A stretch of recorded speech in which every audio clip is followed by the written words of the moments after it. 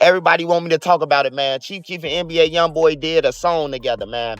And people talking about that he ain't loyal to King Von or Dirk or none of that.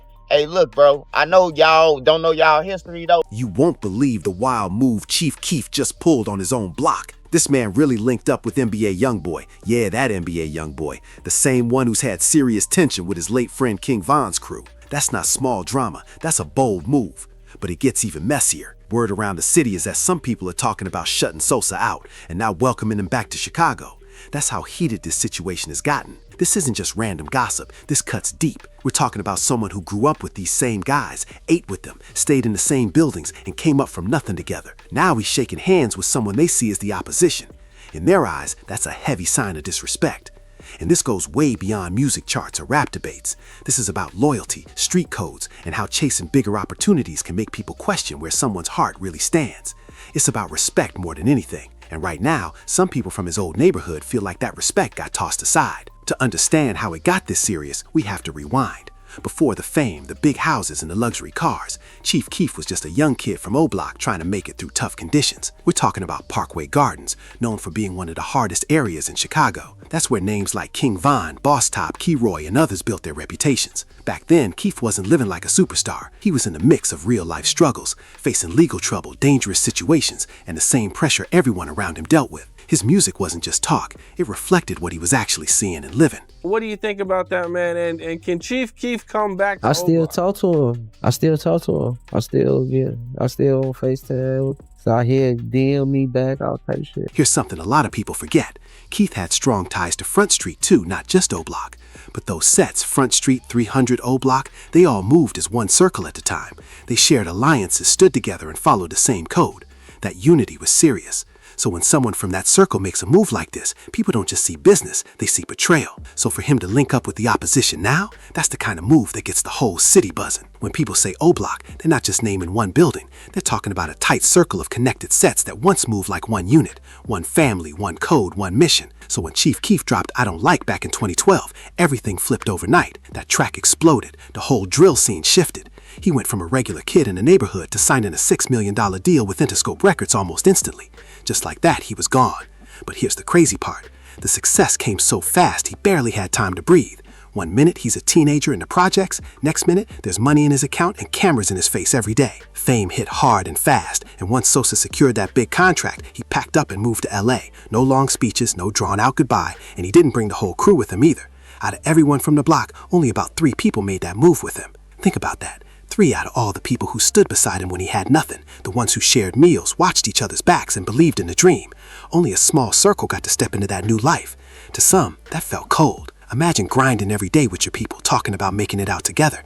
Then one person makes it, and suddenly they're in another state, living a different life, while you're still dealing with the same pressure back home. That kind of shift can change relationships fast. Chief Keef brought a few close day ones like Ball Out and Tato, but many others stayed in Chicago, still navigating tough conditions and serious challenges. That decision sparked tension. Some felt like once the money came in, the connection to the old neighborhood started fading. From their point of view, they were watching his Instagram stories, seeing stacks of cash, iced out chains, and luxury cars in LA. The image looked different. It didn't look like the same Chief Keef who used to be outside on the block. It looked like a superstar who leveled up and never turned back. Meanwhile, people back home were still facing the same struggles, same environment, same pressure, and that contrast made feelings grow even stronger. When Sosa blew up, that's when everything started shifting. Fame and millions can change your surroundings overnight. Going from nothing to rich that fast can seriously test anyone.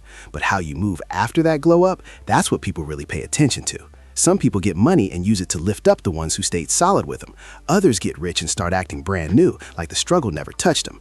A lot of people felt Sosa chose that second lane, and that's when the cracks really started to show. He went from being one of the guys on the block to moving like he was above it all. The energy felt different. The way he talked, the way he carried himself, it didn't hit the same anymore. To some back home, it looked like he had outgrown the very streets that helped build his name. But here's the twist. His music still shouted out Oblock. He kept repping the set, dropping bars about the block, calling out rivals, keeping that tough image alive. So from the outside, it looked like he was still locked in. But when it came to showing real support or stepping in when things got serious, people started saying he was missing in action. The guys back in Chicago peeped that fast. They felt like the image was being used, but the love wasn't being returned. King Von even spoke on it a few times. He would point out how Sosa would post on Instagram flashing big firearms and talking like he was back in the block heavy.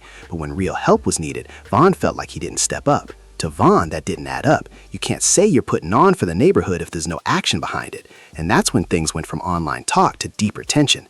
This wasn't just comments and captions anymore. This was street politics getting involved. There was a guy from Oblock known as Trey 5 who got locked up on gun charges. His bond was set at $25,000. In Chicago, you usually need about 10% of that to post bond, which came out to roughly $2,500. Now, to some people, that might not seem huge, but in neighborhoods where steady money is rare, $2,500 can feel impossible. So King Von, Boss Top, and others from the block started scrambling to gather that money. They were doing everything they could to come up with it, taking risks and moving carefully just to try and bring their friend home. Meanwhile, Sosa was out in LA, living a completely different lifestyle. That contrast hit hard. While some were still facing pressure back home, he was surrounded by palm trees and studio sessions, and that's when more people started whispering the same thing. Maybe Sosa was in the same Chief Keef they once knew. Even after all that grinding, they still couldn't raise enough to bail Trey 5 out. The money just wasn't there, so they reached out to the one person they felt could fix it fast, Chief Keef. After that $6 million Interscope deal, $2,500 didn't seem like a big ask. They called him like, "We need you to look out, bro. Trey's locked up and we just need a little help to bring him home. We family, we from the same block. That's what we do for each other." To them, this wasn't extra, it was code. At first, he said the right things. "Yeah, I got y'all. I'ma send that money soon, just gotta handle some business." But days turned into weeks, weeks turned into months, and nothing came through. That's when frustration kicked in. Tay Capone even spoke on it, saying Keef had been dragging it out too long. The block felt ignored, like their loyalty wasn't being matched. And in places where respect means everything, that feeling hits different. So some of the guys decided if help wasn't coming, they'd handle it their own way. Emotions were high, pride was on the line, and that decision changed everything. That's when it turned into straight embarrassment. Boss Top dropped a music video showing off Chief Keef's chain and dared him to come back for it. He even posted pics wearing it, making it clear he took it himself. Social media went crazy. Fans roasted him, calling him broke top and diaper bandit, especially after talk spread that baby clothes and detergent were taken too. In the rap scene, his image took a hit. People clowned him non-stop, but he didn't seem to care. To him, it was payback. He felt like Sosa left the block hanging, so this was justified. But the twist? The chain didn't stay with him long. Famous Dex later ended up with it. Now the chain had passed from Chief Keef to Boss Top to Famous Dex, almost like a trophy in a messy fallout. King Von stayed vocal about all of it. He said Chief Keef handled the Trey 5 situation wrong. In Von's eyes, when you make it out, you're supposed to help your people, not distance yourself. Von would point out how Sosa posted money online and talked about back in the block, but when real support was needed, he felt like Sosa wasn't there. For Von, loyalty wasn't just words, it was everything. When King Von saw Chief Keef move like that, he took it personal. To Von, it wasn't just about money, it was about code. He felt like Sosa wasn't just ignoring friends, he was disrespecting the foundation they all came from. That's when the split between Chief Keef and Oblock became real and permanent. It stopped being quiet tension, it turned into sides. You were either rocking with Sosa or standing with the block. Most chose the block. They believed one rule got broken: never forget your people. Von said it straight up. He felt like Keef was being selfish, focused only on fame and money. Looking at how everything unfolded, a lot of people understood why he felt that way. Keef had the resources to help, but instead, distance grew. And once that bond cracked, it never fully healed. This was all happening during the peak of Chicago's drill era, when the city was already intense. Different groups were clashing, and the music reflected that energy. Songs like I Don't Like and Love Sosa became huge anthems, but they also carried sharp words aimed at rivals, which kept tensions high. While Sosa was building a career in LA, people back home were still living in tough conditions. That contrast made feelings even stronger. Some started saying he was benefiting from a story he no longer had to live. Fair or not, that perception stuck. Then November 6, 2020 changed everything. King Von was shot and killed in Atlanta during an incident involving people connected to NBA YoungBoy's circle. The news shook the entire scene. After Von's death, the lines got even clearer. Many of his close friends and collaborators made it known they were cutting off NBA YoungBoy and anyone tied to that situation. In their world, loyalty after a loss like that wasn't optional, it was mandatory. In that culture, if someone from your circle loses their life in a conflict, you don't link up with the other side. You don't collaborate. You don't act neutral. That's seen as crossing a serious line. Lil Durk showed where he stood. Even though working with YoungBoy could have brought major numbers, he chose loyalty to Von's memory over business. That decision earned him respect from a lot of people. To them, it proved that for some, loyalty still outweighs fame and money. But Chief Keef didn't see it like that at all. By that time, Sosa wasn't aligned with Oblock anymore. After all the past issues with Von and others, he didn't feel connected to them. In his mind, whatever loyalty rules they followed no longer applied to him. He felt like too much had already happened. From his perspective, Von had been tied to the same circle that ran into his place years earlier, took his chain, and publicly disrespected him. So when Von passed, Keef didn't respond with emotion. He responded with distance. He looked at it like that chapter was already closed. But here's where people felt things crossed the line. Instead of staying quiet out of respect, Sosa started making moves that surprised everyone. He linked up with people connected to NBA YoungBoy's side, the same side many from Oblock had cut off completely after Von's death. That's when folks realized Keef wasn't just distant, he was fully moving on his own path. To him, it seemed like business and independence. To others, it looked like betrayal. No shared code, no shared loyalty, just his own lane. Then things got even more shocking. Sosa was seen around Kayla B, King Von's sister. They posted pictures together, she left supportive comments online, the vibe looked friendly, maybe even deeper than that, and people definitely noticed. Pause for a second. Von's sister spending time with someone her brother had public issues with? That hit hard for a lot of people. Some from Oblock were upset. They felt it went against loyalty to Von's memory. In their eyes, certain lines just shouldn't be crossed. At the same time, there's another angle. Maybe Kayla didn't view it through old street drama. Maybe she saw Sosa as someone successful who built a major career and created opportunities. From her perspective, it might not have felt like betrayal at all. Still, perception is powerful. And to many connected to Von, the optics didn't look good. It widened the gap between Chief Keef and his old neighborhood even more. What was once tension had now turned into a full separation with no turning back. At this point, it wasn't just old street drama or rap beef anymore. It felt personal. People started saying Sosa was disrespecting Von's legacy, especially after being seen around his sister. Some felt like it was reopening old wounds on purpose. Emotions were already high, and then NBA YoungBoy stepped in and turned it up even more. In an interview, YoungBoy openly said Chief Keef was his favorite rapper growing up. Yes, really. The same YoungBoy whose circle had serious issues connected to Von's death was now giving Sosa public praise. He said straight up that Keef inspired him. Songs like I Don't Like and Love Sosa made him want to rap in the first place. YoungBoy explained how Keef's raw drill sound shaped his own style. To fans, it sounded like respect, but to people in the streets, it sounded like tension building up again. Everyone started watching closely. How was Sosa going to respond? This wasn't just a random compliment. This was coming from someone tied to a painful chapter in Chicago's scene. Many expected Keef to stay neutral out of respect. Maybe ignore it, maybe keep quiet. That's what most people thought would happen. But Sosa didn't go quiet. He did the opposite. Instead of stepping back from the drama, Chief Keef linked up with NBA YoungBoy in the studio. Yes, they actually worked together. For a lot of people, that move was shocking. A rapper from the same block as King Von now making music with someone seen as the other side? That hit different. To some, it looked like pure business. To others, it felt like a serious sign that the old loyalty ties were completely gone.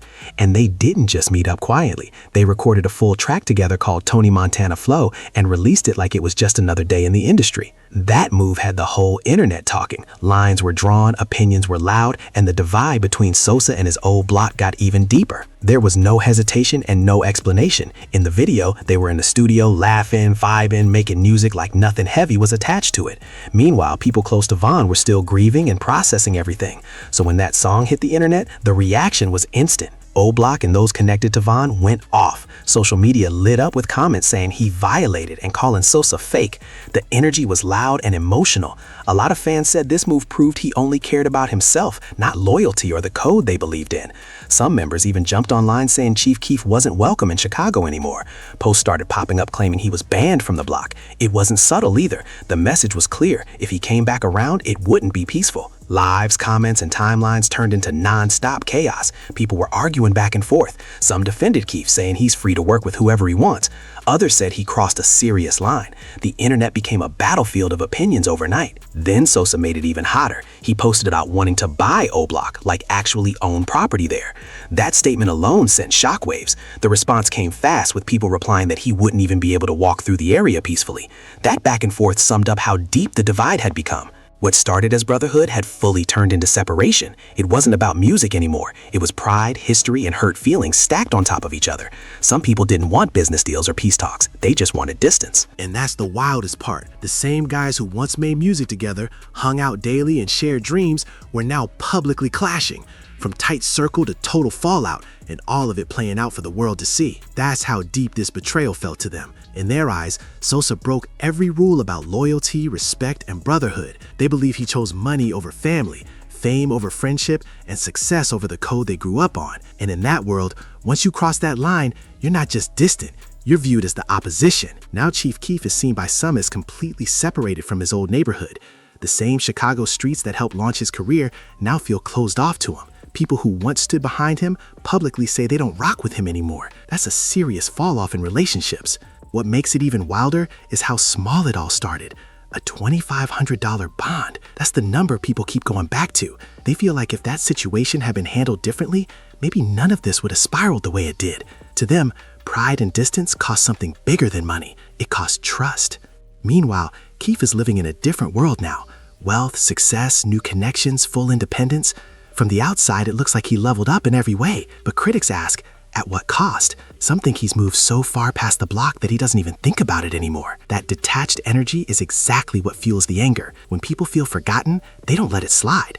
They remember who was there from the start, and when they believe that loyalty wasn't returned, that feeling sticks. Now he's collaborating with NBA YoungBoy, someone tied to a painful chapter for Von's circle. To many back home, that's not just business, it's crossing a line. They see it as moving on like nothing ever happened.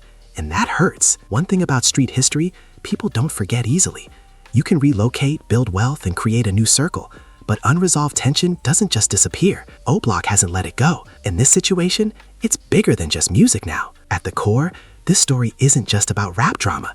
It's about how fame, money, and ego can change everything that once felt real. Success can elevate you, but it can also create distance. And when pride steps in, loyalty can start to fade fast. This situation didn't have to unfold this way. Chief Keef had the influence, the platform, and the resources to stay connected to the same block that helped launch him. He could have been remembered as both a superstar and a hometown hero. Instead, decisions were made that shifted how some people see him forever. Now, instead of being celebrated by everyone back home, he's viewed by critics as someone who chose independence over loyalty. That's a heavy label to carry. Going from the kid everyone supported to someone your old circle questions, that's a drastic turn. And it's wild to think that people trace the tension back to just $2,500, a bond that in their eyes could have prevented years of fallout. Some even wonder how different things might look today if that moment had gone another way. But life doesn't move on what ifs. Once pride and hurt feelings stack up, the damage can grow quickly. Today, Keef is building music with NBA YoungBoy, someone tied to a painful chapter for Von's circle. He's living his life, moving on and making business decisions.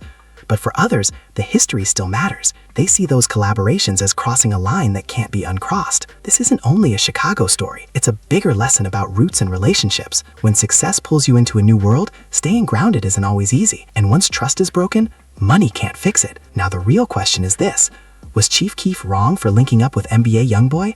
Or is he just moving forward with his career? Should he have stepped in during that bond situation? Or was he justified in keeping his distance after everything that happened? Drop your thoughts in the comments. If this breakdown gave you a new perspective, hit that like button, subscribe, and share this video with someone who follows the drill scene. There's more deep dives coming, and we're unpacking all of it step by step. Stay locked in.